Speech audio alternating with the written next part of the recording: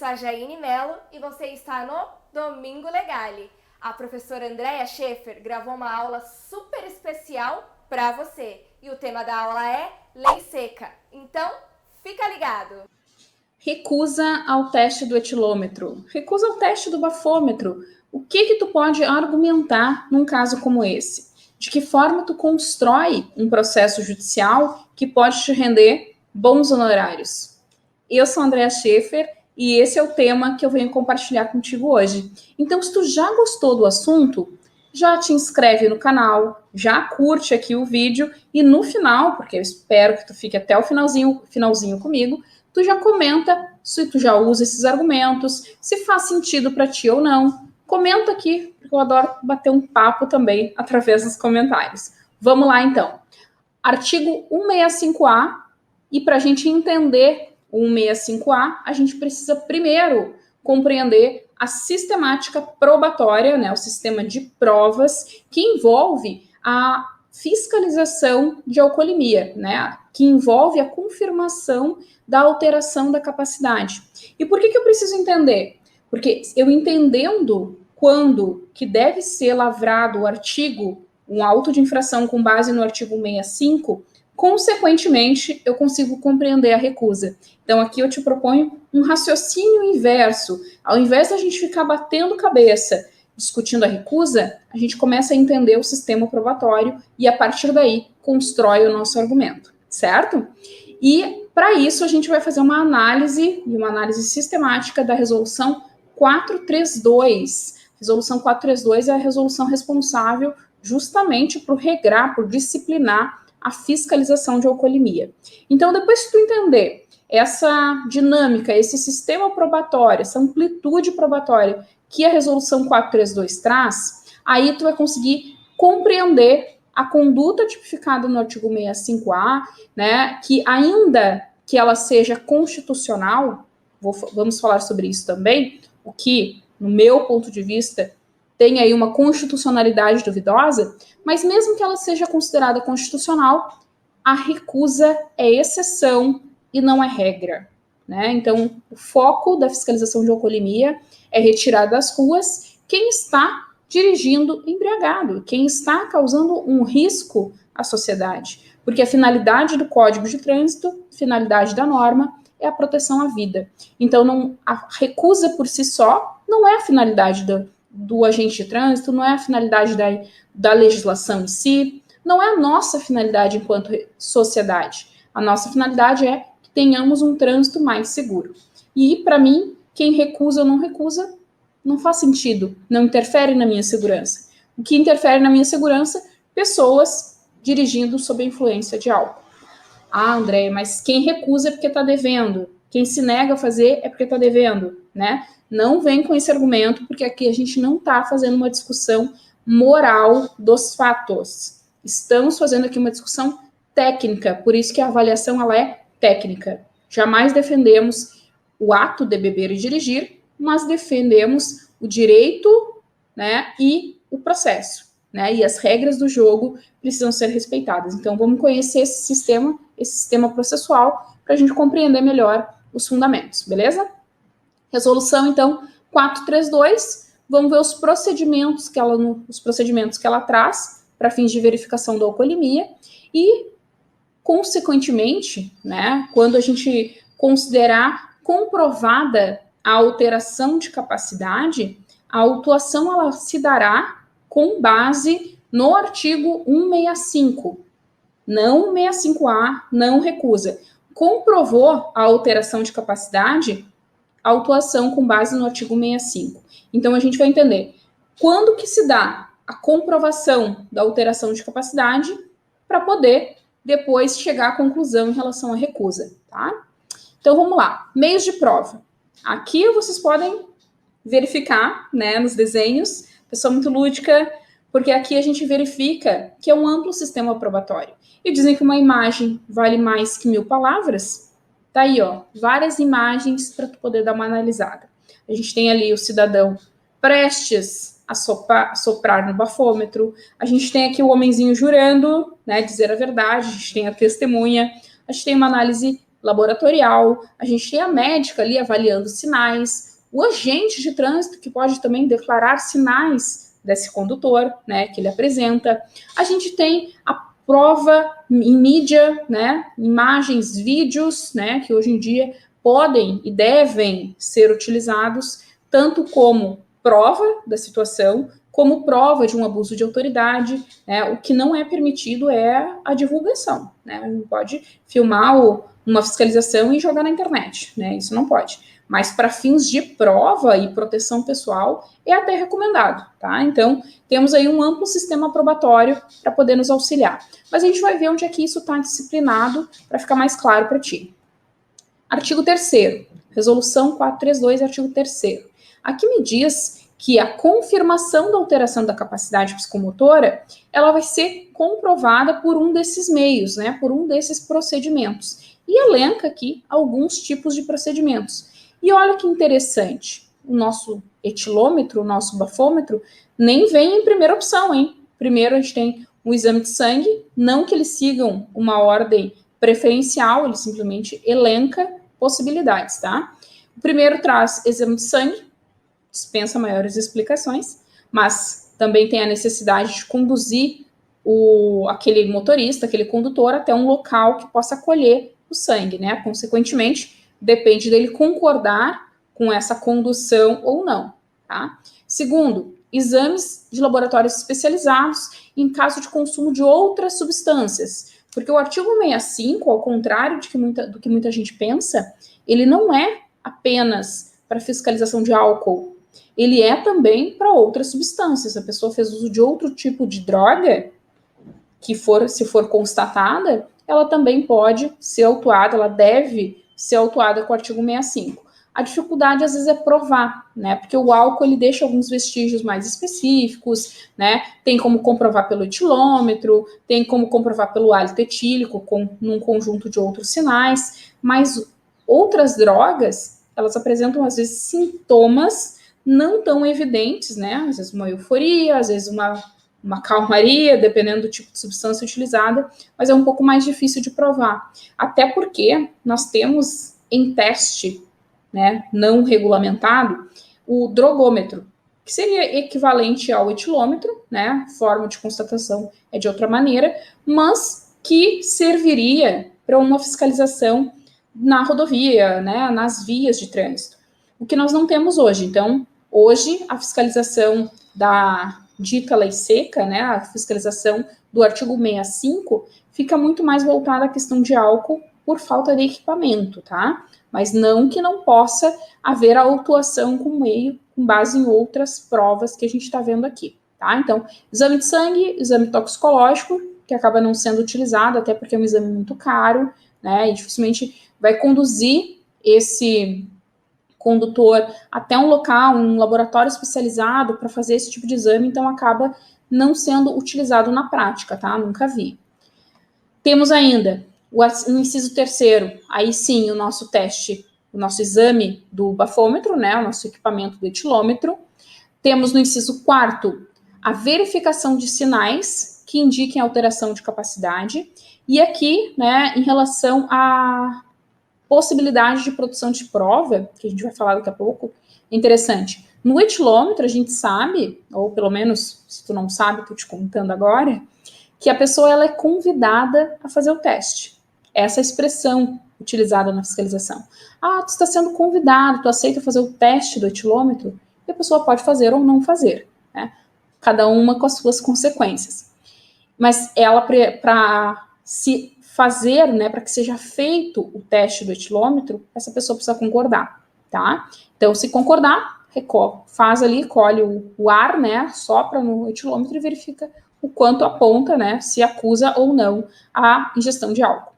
E a questão da verificação de sinais, a gente vai ver que tem formas de verificação de sinais, que algumas dessas formas, sim, o condutor precisa também concordar, e para outras formas, não, né? E aqui é a atenção muito especial que eu quero que tu dê, tá? Verificações de sinais, então, que indiquem a alteração de capacidade. Como é que eu verifico? Eu não, o agente de trânsito, o policial, o agente que estiver atendendo essa fiscalização. Como é que ele pode verificar sinais de embriaguez, sinais de alteração de capacidade? Artigo 5º da Resolução 432 te responde essa pergunta. O artigo 5º diz que esses sinais, né, então ele vai desmembrando aí esse inciso 4º do artigo 3º, e até voltando um pouquinho, só para não perder o fio da meada, o artigo 3º, eu não trouxe ele completo, estou trazendo só alguns tópicos, mas como eu já disse que é para tu ler inteira a resolução, ele traz ainda depois outros meios de prova, né, todos os meios de prova em direito admitido, né, tem essa expressão na resolução, tá? Que eu só estou evidenciando alguns tópicos. O artigo 5º, ele desmembra esse inciso 4º falando dos sinais. Exame clínico com laudo conclusivo e firmado por médico perito. É uma das formas de verificação de sinais. E aí, a criatura ali, o condutor, precisa concordar com esse exame clínico, porque exame clínico não é exame de sangue, tá? Exame de sangue seria um exame laboratorial. Mas o exame clínico, o que é? Ela é uma avaliação de sinais por parte do médico. Então, o médico perito vai examinar essa pessoa, vai ver a questão, a pupila está dilatada, não está dilatada, enfim, aquelas questões médicas que eles avaliam para verificar se tu está alterado, se tu tem as tuas condições de dirigibilidade alteradas ou não. No meu ponto de vista, até é a melhor forma. Eu acho que é a mais segura, né, pensando no critério de segurança, de efetivamente mais até do que o etilômetro. Porque o etilômetro te dá um número. E a gente sabe que as pessoas reagem diferente, né, os organismos reagem diferente à influência de álcool. Daqui a pouco, por um homem de 30 anos, com, sei lá, a pessoa pesa 80 quilos, 1,80 m, né? Então, ele tem um metabolismo diferente, ele tem uma digestão, né? Ele metaboliza o álcool de uma forma diferente e o sinal que ele apresenta, a influência que essa quantidade de álcool para ele representa é uma.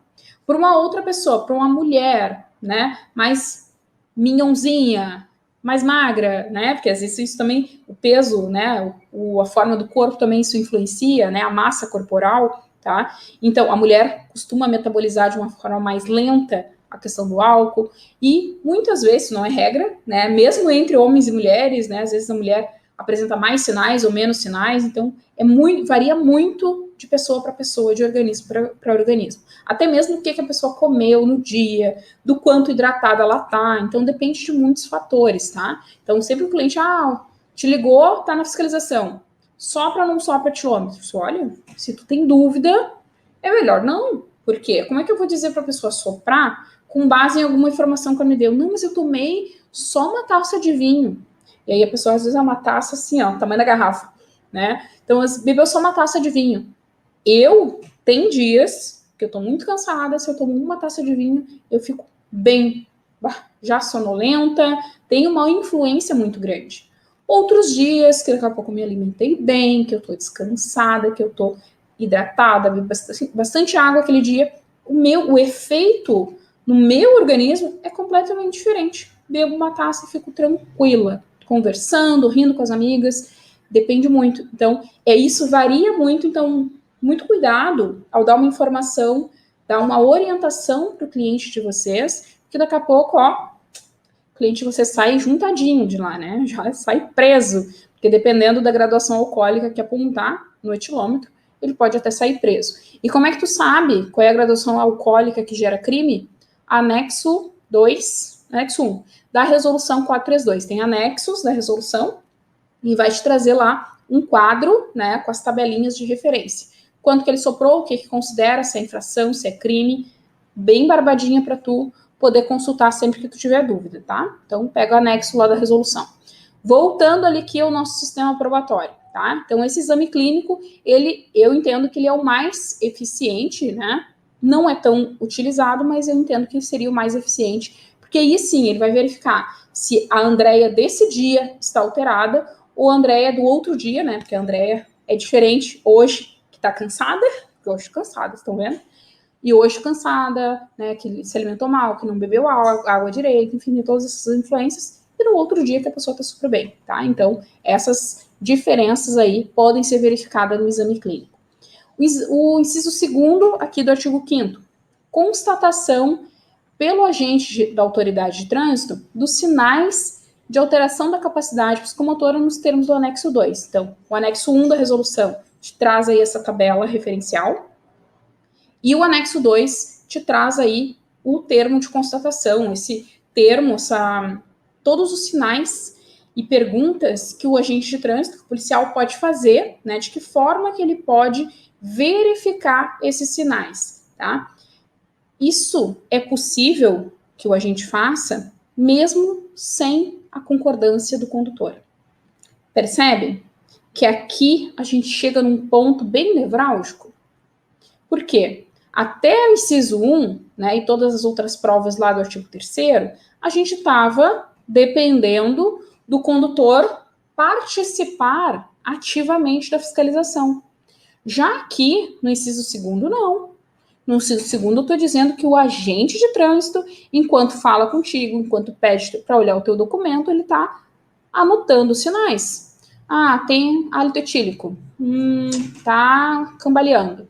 Tá com a fala enrolada, né? Tá com as vestes desalinhadas, né? Então, tem várias expressões ali que normalmente o pessoal usa. Então, ele vai verificando isso conforme ele está conversando contigo. Tá? Então, a não ser que tu te tranque dentro do carro, que tu não saia, né? Então, tá inviabilizando, de fato, a fiscalização. Mas, se tu desceu do carro, tu tá falando com a gente, né? Ele tá conversando. Tu quer soprar o etilômetro? Não. Ah, e ele vai falando contigo, te pede documento. Em poucos minutos, ele consegue fazer essa verificação. Pode ser discutível, porque o agente de trânsito policial não tem essa aptidão médica, né? Essa formação clínica para avaliação de sinais? Pode, mas isso é conversa para outros capítulos, tá? Porque daí isso é outra questão. Impugnação ao termo de constatação, aí é conversa para outro momento, porque senão a gente não termina essa nossa conversa hoje, tá? Então, vamos focar aqui na dispensa da autorização, digamos assim, do condutor para que o agente de trânsito faça essa verificação, né? Ele não precisa de autorização para fazer isso. Ficou claro? Beleza. O parágrafo primeiro, conforme eu disse para vocês antes, ele vai trazer um conjunto, né, a necessidade que se verifique um conjunto, uma análise sistemática da situação. Como assim, Andréia? Como assim? Não basta simplesmente o agente de trânsito dizer, olha, a Andréia está embriagada porque ela está com os olhos vermelhos. Olhos vermelhos podem ter muitos fatores, né? Acho que não dá para ver por causa do óculos, mas o meu olho está vermelho, dormi mal, né? Então, assim, a gente está cansado, então está com uma alergia nos olhos, né, uma alergia à lente de contato. Então, tem vários fatores que podem gerar a vermelhidão nos olhos. Então, só por estar com olhos vermelhos, não pode gerar necessariamente, né, a conclusão de que a pessoa está sob influência de álcool ou até mesmo de outra substância. Então, tem que se analisar não só um sinal, mas um conjunto de sinais. E um conjunto de sinais que sejam coerentes entre si. Né? O agente de trânsito não pode falar que a pessoa está sonolenta e agitada, por exemplo. Né? Então, sempre quando verificar ali os sinais apontados, eles têm que ter uma coerência entre si, né? E num conjunto de sinais, poder afirmar que aquela pessoa está sob influência de álcool, né? Ou de alguma outra substância. E aqui, como eu falei para vocês, que no artigo 3º ali, né, ainda tem a possibilidade de produção de outro tipo de prova testemunhal, imagem, vídeo, qualquer outro meio de prova em direito admitido, né, e ele até traz que no parágrafo 2º, que deve ser priorizado a utilização do teste do etilômetro, tá? Dar prioridade não é dar exclusividade, né, para algumas situações. Se tu já teve aula comigo, tu deve saber que algumas situações a gente tem que pegar no texto da lei, tá? Se a lei foi da lei ou da normativa aqui no caso. A gente tem que prestar bastante atenção. Priorizar, ou seja, dar uma prioridade, dar uma preferência. Mas na impossibilidade de se fazer o teste do etilômetro, seja porque o aparelho não está funcionando, seja porque o aparelho não está disponível, seja porque o condutor não quer fazer o teste. Minha interpretação é essa. Parágrafo 2º, ok, prioridade, teste do etilômetro. Fulaninho, quer fazer? Não, prefiro não fazer. Ok, então ele vai tentar produzir outro tipo de prova, porque a finalidade principal é, vamos ver se esse cara está sob a influência de álcool para ser autuado com base no artigo 65, tá? Então, esse é o foco. E o parágrafo 1º traz ainda outras provas em direito admitido. Então, o cara tá claramente embriagado, desceu capotando do carro. Filmagem, pega o celular, o agente de trânsito pode fazer isso. Lembrando, não pode jogar na internet, mas ele pode. É até preferível que ele tenha esse registro para que depois evite qualquer problema. Ah, não, ele mentiu, né? Foi abuso de autoridade, não deveria ter feito isso. Ele está até se preservando. Então, ele pode fazer registro, né, de imagem, de vídeo, pode colher testemunhas, né, do local. Tudo isso é permitido para que a fiscalização da alcoolemia, a fiscalização da alteração da capacidade desse condutor seja comprovada, tá? Então, aqui, acho que vocês compreenderam que toda a sistemática probatória vai ao encontro, né, vai com a finalidade de comprovar a alteração da capacidade e, consequentemente, autuar pelo artigo 65. E analisando, então, esse rol de provas, né, que eu compartilhei contigo aqui, que depois eu quero que tu faça uma análise ainda mais detalhada, analisando esse rol de provas, a gente pode concluir que algumas dependem da concordância do condutor, talvez a grande maioria, e outras não dependem da concordância do condutor. O que não depende? Essa verificação de sinais pelo agente, a produção de prova testemunhal, em vídeo, imagens, nada disso depende da concordância do condutor.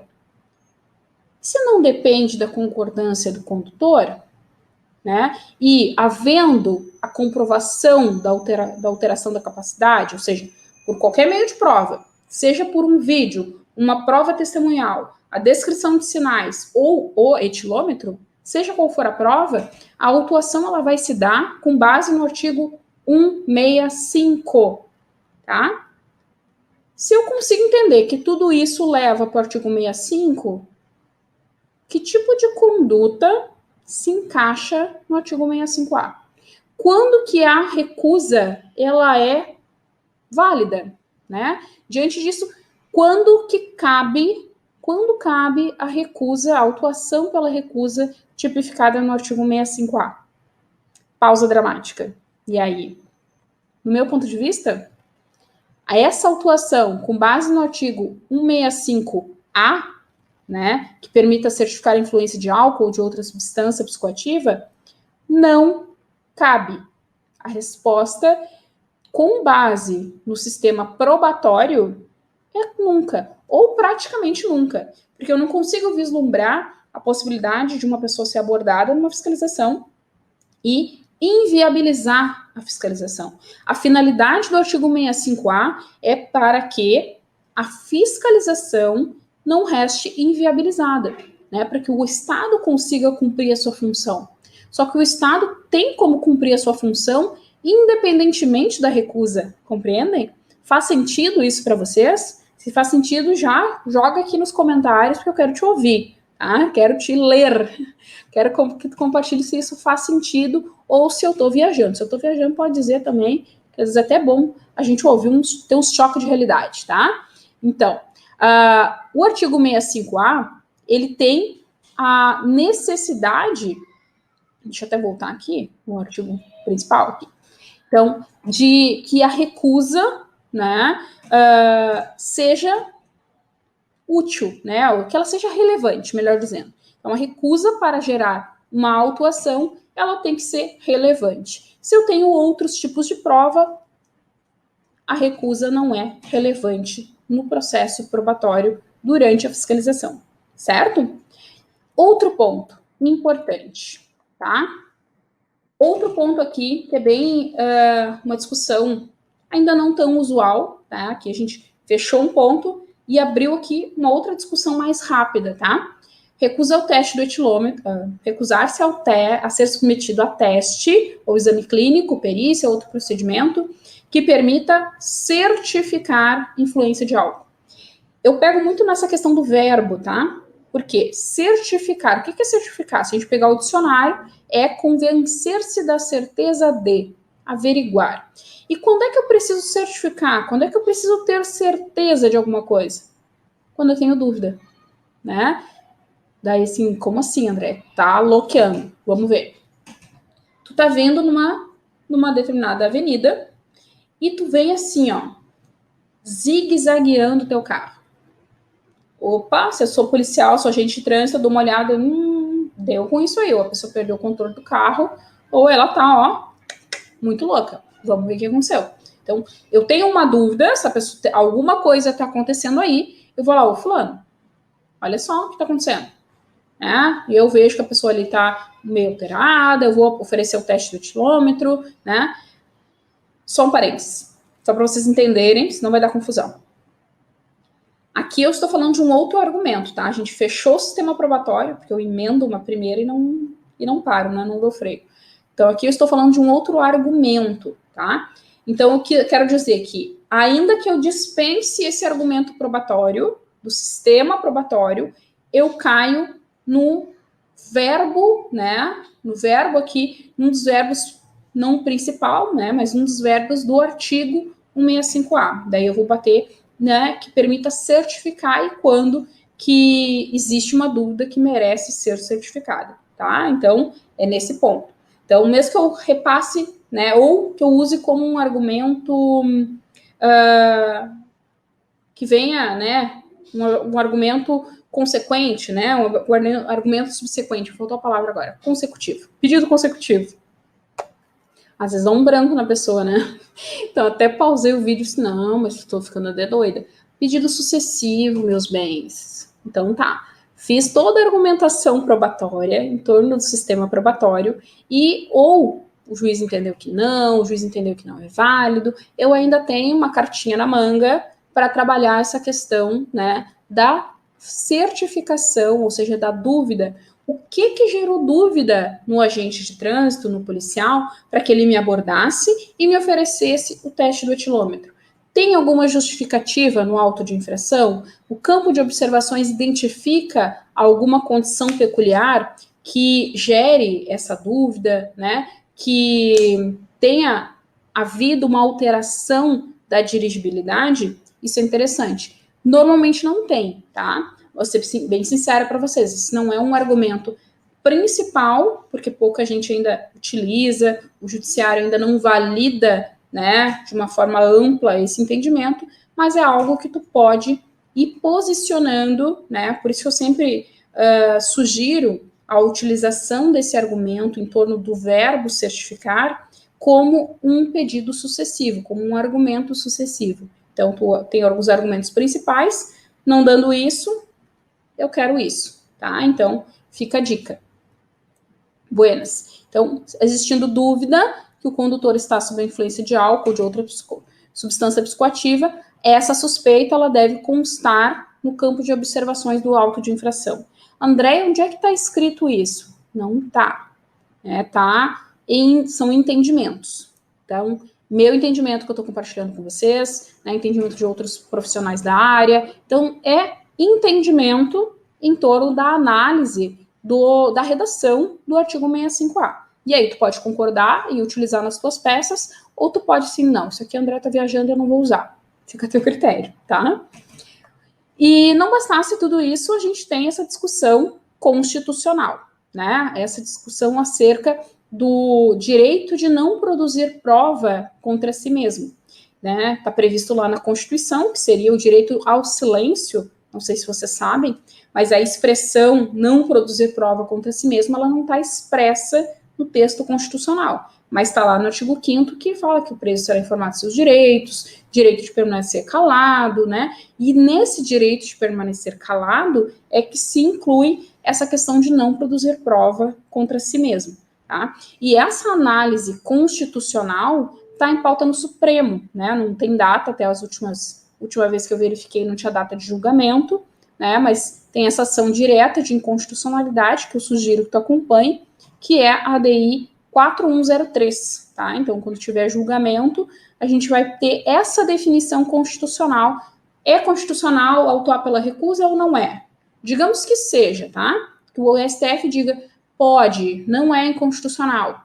ainda assim a gente tem os argumentos probatórios, ainda assim a gente tem essa discussão em torno dessa dúvida que deve preceder a abordagem, né, e a autuação com base na recusa, com base no artigo 65A, tá?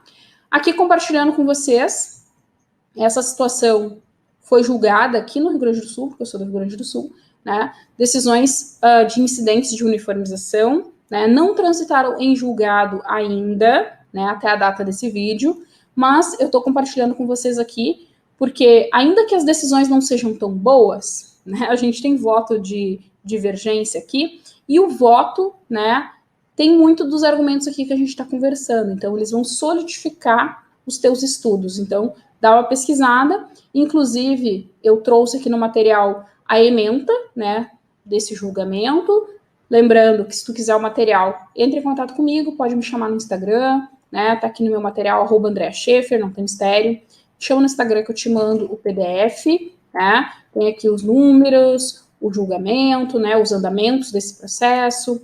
Aqui nesse PDF, inclusive, tu pode acessar a íntegra da decisão, porque se quando tu é de outro estado, às vezes fica difícil, como é que acessa o site do Tribunal de Justiça, né, do Rio Grande do Sul, onde é que consulta? Então eu coloquei um link aqui para acessar direto pelo PDF, tá? Então tu pode entrar em contato comigo que eu te mando esse PDF que tu pode acessar também essa decisão que vai te suprir aí de alguns argumentos, tá?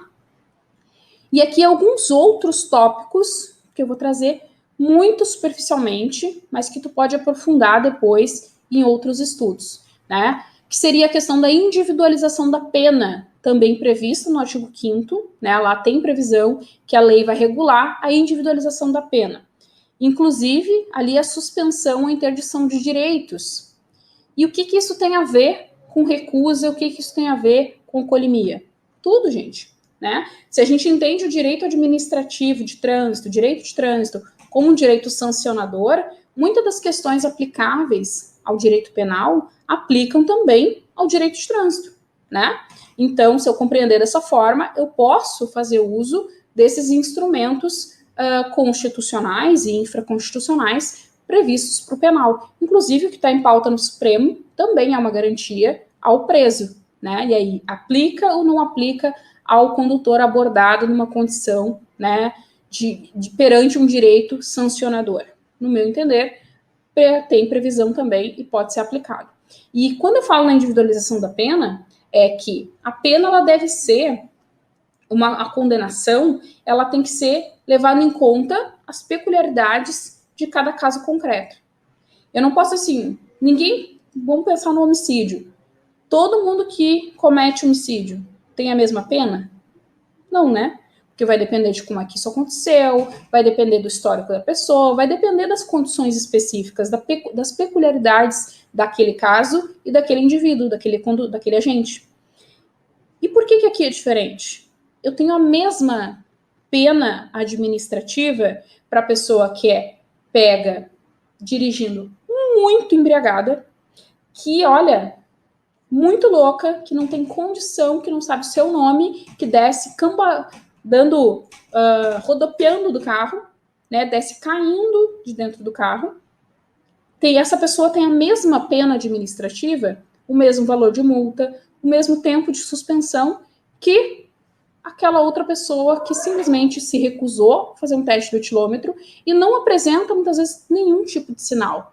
A pessoa está dirigindo serena. Tá? Por que ela recusou, não vou entrar no mérito. Mas ela não está alterada.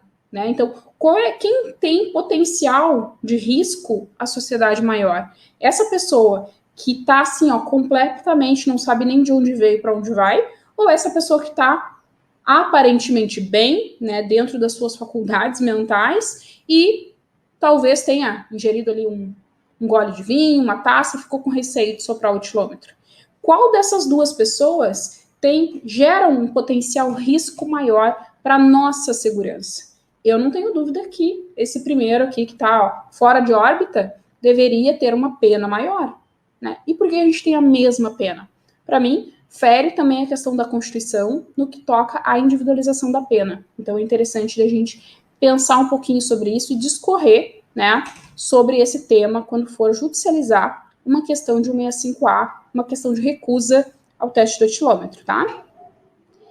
Buenas, meu povo. Tentei aqui compartilhar com vocês alguns pontos que eu atuo na prática, algumas situações que eu vejo que podem fazer diferença para ti quando tu atender um cliente, né? Tu ter esse conhecimento para compartilhar com ele, para dar as orientações, tenho certeza que isso vai ser útil. Então, se tu ficou comigo até o final, eu quero agradecer muito, né, por tu compartilhar o teu tempo comigo, porque eu compreendo que o tempo é o que a gente tem de mais precioso. Se tu tá comigo até agora, né, mais de meia hora aí de vídeo, só gratidão.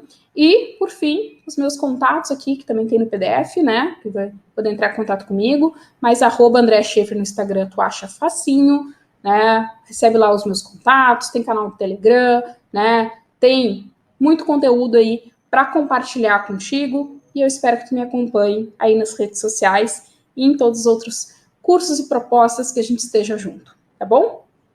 Um grande beijo e até a próxima. E aí, povo, viram o potencial do direito de trânsito e o quanto a gente precisa se dedicar, se especializar nessa matéria? Se isso ficou claro para ti, assim como é claro para mim, eu te vejo na nossa pós-graduação em Direito de Trânsito aqui na Faculdade Legale. Turma começa em janeiro, mas aproveita agora para te inscrever no primeiro lote com preço ainda mais especial. Te vejo lá. E aí, gostou da aula? Então deixe seu like, deixe um comentário, inscreva-se no nosso canal e acesse o nosso site pós2021.com.br. Até mais!